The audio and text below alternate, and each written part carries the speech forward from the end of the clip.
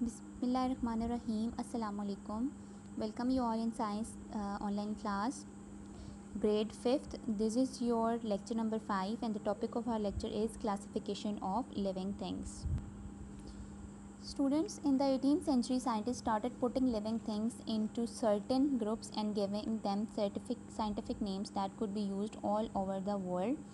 This process is called classification.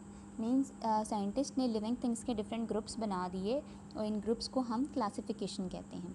In science the first way in which living things are divided under the classification system is to place them into one of the 5 kingdoms. Okay, these are the five kingdoms of living things: protoctists, prokaryotes, fungi, plants and animals. In protoctists, amobia, prokaryotes में bacteria and some types of algae, fungi में mushroom, vowels और yeast, plants all green plants and animals में all multicellular animals आ जाते हैं. Okay, why do we need to classify things? हमें classify करने की ज़रूरत क्यों पड़ती है? Because to understand the relationship in different organisms.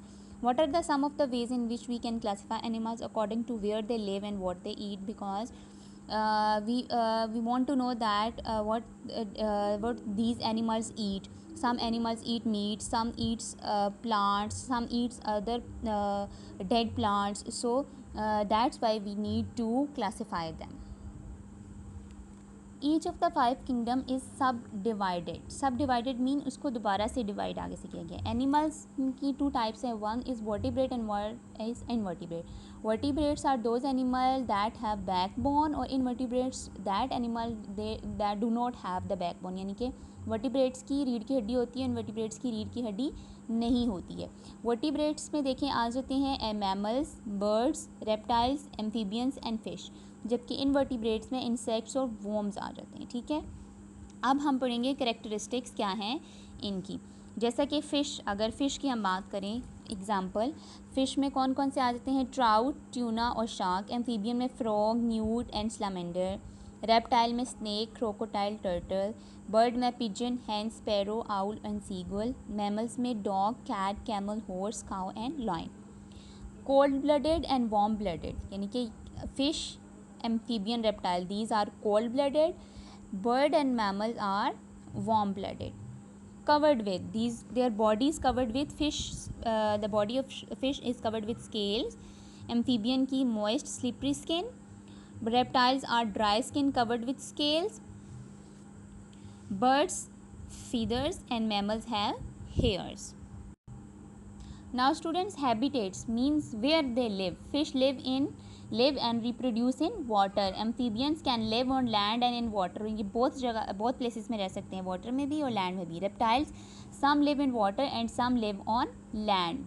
Birds, most live on land, but birds में duck and geese live on land and water. Okay. Mammals, most live on land, but mammals like dolphins and whales live in water, while the walrus lives mostly on sea ice. Breathe through. Fish breathe through their gills. Amphibians, their moist skin and lungs. Reptile, their lungs. Birds, lungs. Mammals, lungs. Okay, सांस लेते कैसे हैं ये? Produced by, reproduced, कैसे reproduce करते हैं? Fish reproduce by laying eggs in water. Amphibians laying eggs in water. Reptiles laying eggs on land. Birds laying hard shelled eggs on land. And mammals giving birth to live babies. Okay, यानी कि बाकी सारे eggs किसके reproduce करते हैं? mammals क्या कर रहे हैं? वो giving birth to their young ones. Okay students, here is the concept check.